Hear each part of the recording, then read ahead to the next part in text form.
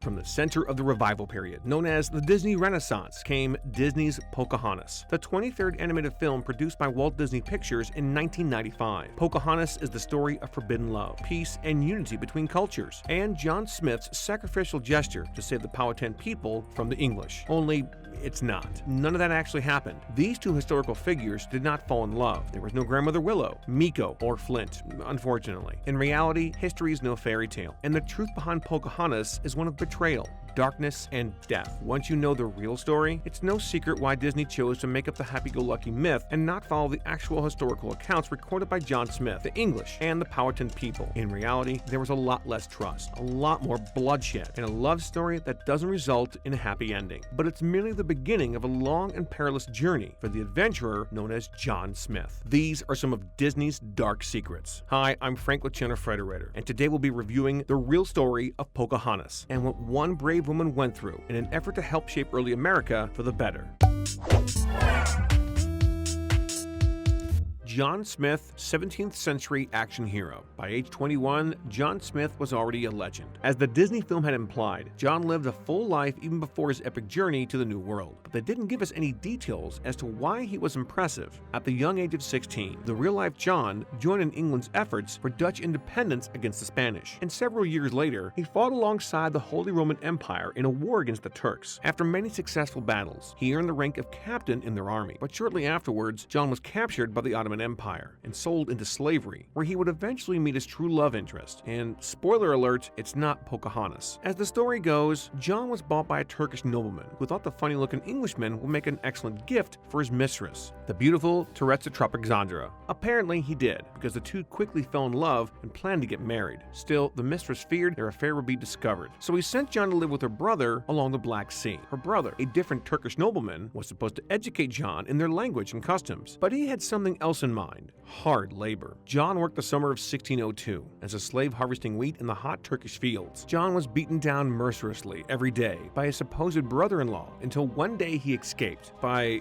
beating the guy to death. He made his way east through modern-day Russia as a fugitive. Once John arrived in England, he contacted his commanders in the Holy Roman Army to let him know he was still alive, to which he was awarded with great honor and riches. Eventually, word got out that John was one bad mother, and so a few years later in 1606, John was recruited for a spot on the ship the Susan Constant with the Virginia Trading Company on an exciting new expedition. Can you guess which one? Radcliffe and the Virginia Trading Company. So it's true, some people looked at John as a hero, but not everybody. It wasn't quite like in the film, where the entire musical number burst out once it discovered John Smith was joining the crew. According to many of John's companions, the man was a little full of himself and even abrasive at times. So naturally, John made an enemy almost immediately: the aristocrat portrayed as Governor Radcliffe in the film. His real name was Sir Edward Wingfield, and he's portrayed as a snobby aristocrat in the historical accounts, just as he was in the Disney animation, although Disney did make his character a little more one-dimensional in regards to his motivations. While it's clear that the English were making this journey in hopes of finding gold, that wasn't their number one priority. They really wanted a quick and safe passage west toward the Pacific Ocean. After all, they were a trading company, and if there was a way to hit China and India without sailing around Africa, the company stood to get very rich. Unfortunately for them, we all know how that turned out. Sorry guys, the Pacific Ocean is just a little farther west than Virginia.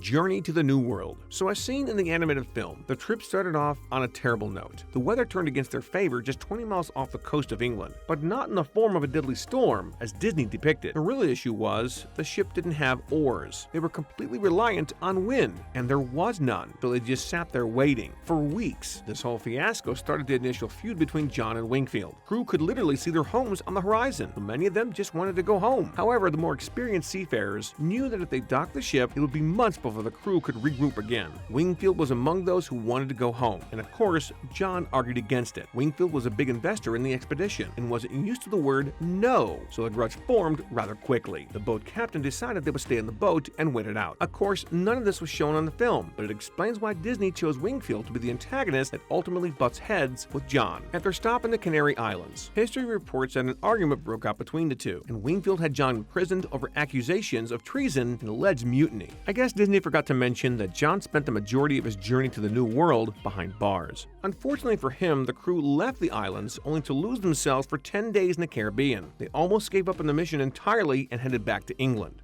the Jamestown settlement. Needless to say, the English eventually arrived in Virginia, and although there wasn't much focus on Jamestown in the film, the Susan Consent crew were under very specific orders from the Virginia Company, like to find unoccupied land and set up shop, which they did on the peninsula within the Chesapeake Bay area. That seemed good for defensive purposes, but not much else. They named the settlement Jamestown, and the river next to it James River, after their current king, King James. The Virginia Company had predetermined who would be the members of the settlement's leading council, and set the names along in a box that was to be opened once the colonists had settled. To no surprise, Wingfield was on the council, but somehow John Smith was too. However, at the time, he was still imprisoned on the ship, and scheduled for an execution that would never happen, and so the other councilman kept his power secret. A few days later, Wingfield was elected president, and they set John free. Wingfield informed John of his position on the council right before declaring he'd be removed from it. Yeah, Wingfield was a real piece of work. Much to John's surprise, no defense tactics had been set in order for Jamestown. There was no fort for protection, only a short stick fence as seen in the Disney film. But Disney forgot to mention the men had left all the big artillery on the ship, including muskets. The entire settlement was completely unprepared for any sort of enemy attack. So guess what happened next? The natives and the English. A huge inaccuracy in Disney's Pocahontas is the implication that the natives immediately rejected the English. Sure, the natives had a few bad encounters with the Spanish beforehand, and yeah, they weren't exactly stoked over invaders squatting on their land, but they made efforts to be cordial. Not to mention, the English were under direct orders to form an alliance with the natives for survival purposes. There was no kill the savages mindset in place among their arrival, as the Disney version shows or sings. In fact, Wingfield did everything in his power to keep from offending the natives, and for a while, it worked, until one day, it didn't. Unbeknownst to them, Jamestown was settled on territory that belonged to the Paspahegh tribe, a tribe in the Chesapeake Bay region that was one of many overseen by Chief Powhatan of the Powhatan people. The chief of the Paspahegh arrived in Jamestown to say, and I'm paraphrasing here, "Hey, what's up?" But the English refused to put down their pistols. As you can imagine, that was seen as a truly offensive gesture to the chief, and so a feud commenced, starting with a really big surprise attack just a few days later. The English were outnumbered 2-1, and they would have been wiped out completely if it weren't for the ship's cannon scaring off the tribe. So naturally, once the natives left, the English started building their defenses and unloading artillery as quickly as possible. Untold trades and bloodshed. Eventually, friendly tribesmen did visit the English in an effort to form alliances, and the paramount chief of the land hauled off the Paspahegh feud temporarily. It sounds good and all, but trading had ceased with the natives at this time, and so without corn, Jamestown was starving. Then, disease broke out. James River was the only source of water for the colonists, and they had not yet familiarized themselves with the inconsistent currents. They were unaware that their drinking water had been mixed with seawater and their own waste. Ugh, not a great combo. 2/3 of the colonists died in Jamestown, and so the Virginia Company had been pressing John to search for a passage to the Pacific before it was too late. This is where history really differs from the fairy tale, because while John wandered through the woods, he made many trades for food along the way. According to his written accounts, he made trades of corn for trinkets with the locals, who were dazzled by the offer. But according to the Powhatan people, these trades were made at gunpoint. No one really knows for sure, but John was depicted as trigger-happy in both historical accounts and the Disney film. Remember when John meets Pocahontas in the film? It's with his gun drawn and ready, although he quickly lowers his weapon once he realizes his target is a gorgeous woman. Still, that aspect seemed to be a fairly accurate portrayal of John, and it was during this time that he made a bad reputation for himself among the Powhatan people, which resulted in a major ambush, a few dead Englishmen, and the capturing of John Smith. The Powhatan people. Disney's Pocahontas condensed the tribes in that region down to one, the aforementioned Powhatan people. That's because they were a ruling force in the area, controlling over 30 different tribes. Plus, it's just easier to remember one name in lieu of 30, I guess. As in the film, the paramount chief of those tribes was Chief Powhatan. After John was captured, the chief decided to question him on why he decided to migrate so far from Jamestown. History dictates that after the introduction, an alliance was formed between John Smith and the Powhatan chief. The natives would offer their land and resources to the English.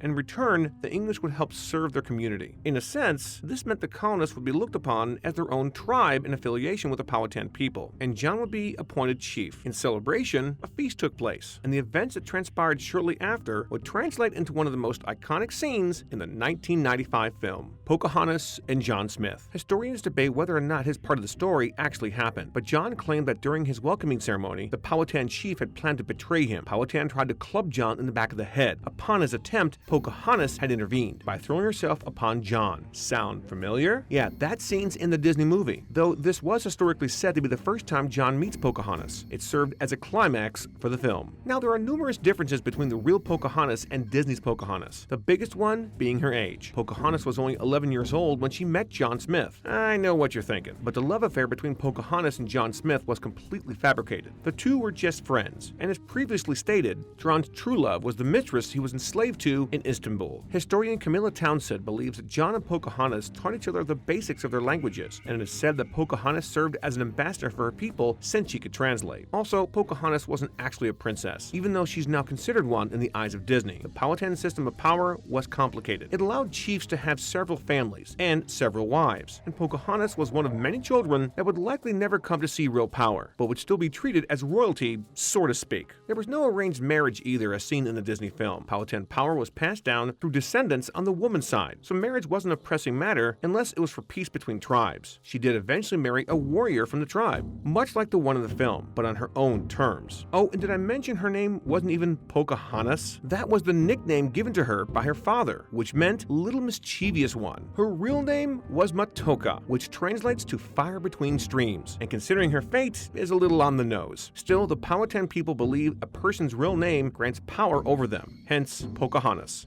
The true alliance. Since the actual events were condensed for the sake of the film, there were a lot of details removed, including the original alliance between the colonists and the natives. The alliance was strong for about a year. John had since been elected president, while Wingfield had returned to England under accusations of hoarding food. He didn't stick around for the whole story like in the film, and it had been sweet revenge for John. So for a while there, things were looking up for the colonists, and it was said that Powhatan considered John to be an adopted son, and Pocahontas had become somewhat of a little sister to John. She had often visit him, and he'd gift her with tons of beautiful jewelry. In the name of their relationship, Pocahontas had pledged her life on peace between the natives and the English. Unfortunately, the alliance between the English and the Powhatan came to an end, and historians aren't exactly sure what went down. Powhatan oral history suggests that John lied about his promises and simply leeched off the natives, often robbing them of their corn in exchange for useless trinkets during the time of famine. The English accounts say that the natives retreated upon their agreement and started hoarding resources and food during the drought, in an effort to protect themselves and starve out the English. One detail remains true on both accounts. Everyone was starving and desperate, so tensions heightened, and John confronted Chief Powhatan. Upon confrontation, the chief ordered that John prove his alliance the next day by not bringing any weapons to their village as a gesture of trust, and the two would reconcile their differences. It was during their encounter the following day where something went horribly wrong, and shots were fired from both sides. Suddenly, the alliance was broken. John vowed that he and his people would board their ship and leave, but unfortunately, it was low tide, and the Englishmen were forced to stay in the Powhatan village for the night. It was awkward to say the least.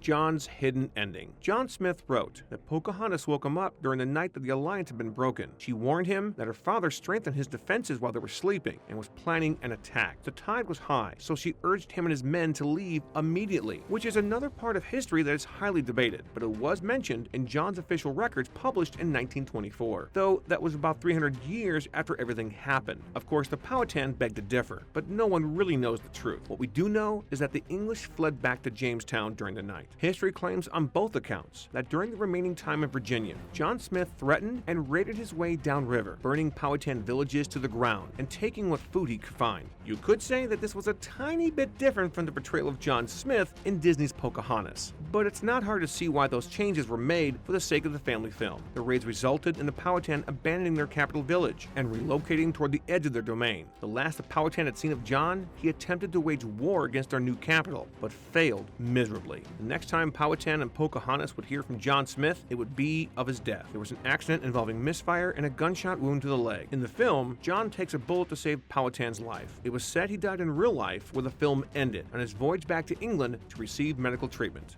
Worlds collide, the unseen aftermath. By the time Pocahontas was 18, the age she was depicted in the film, she had been taken by the English and held up in Jamestown. It was there that she learned to speak English and met her second husband, an Englishman by the name of John Rolfe, the man responsible for commercializing tobacco. Once the two were married, Pocahontas converted to Christianity and was granted her freedom under the name Rebecca Rolfe. The two even had a son which they named Thomas Rolfe. Then, in 1616, the Virginia Company paid to have the Rolfe family brought to London so they could parade them around as progress for investors in Jamestown. On her last day in London, she was told an old friend had come to visit. To her surprise, it was John Smith. Despite the rumors, John survived his trip back to England and even returned to North America, where he founded New England. During his stay in America, he also discovered a cape, which he named after his one true love, Cape Trapexandra, the mistress in Istanbul. It was later renamed by King Charles as Cape Anne, and it remains there to this day, just 30 miles north of Boston, Massachusetts. Many historians speculate that the reunion didn't go well. John's own accounts seem to trail off after she finally agreed to talk to him, and that's after she ignored him for several hours. The next day, Rebecca Rolfe and her family boarded a ship, ready to set sail back to Virginia, but Rebecca fell ill only a few miles out to sea. The ship docked at the town of Gravesend, where Rebecca Rolfe died from what they believe was dysentery. Some people say she died of smallpox, but most hold that as untrue. John Rolfe said his wife's last words were, "All must die. It's enough my child lives." Of course, in the Disney version, we see her still alive in the end. John Rolfe died just 3 years later, and their son, Thomas Rolfe, inherited his father's land in Virginia. It was said that Thomas Rolfe was accepted by both the English and the Powhatan people during the war, and in a way represented unity between cultures. In the end, Pocahontas bridged a gap between two very different worlds. And while Disney's Pocahontas is far more romanticized, it certainly pays homage to a truly remarkable woman, one willing to sacrifice herself in the name of peace. There you have it. I'm Frank with Channel Frederator, and thank you for watching Disney's Dark Secrets and the true history behind Pocahontas. Please let us know your thoughts in the comment section below and tell us what dark tale we should cover next. Don't forget to click the bell icon to become part of the notification squad. We have videos dropping every day, so make sure and subscribe to Channel Frederator.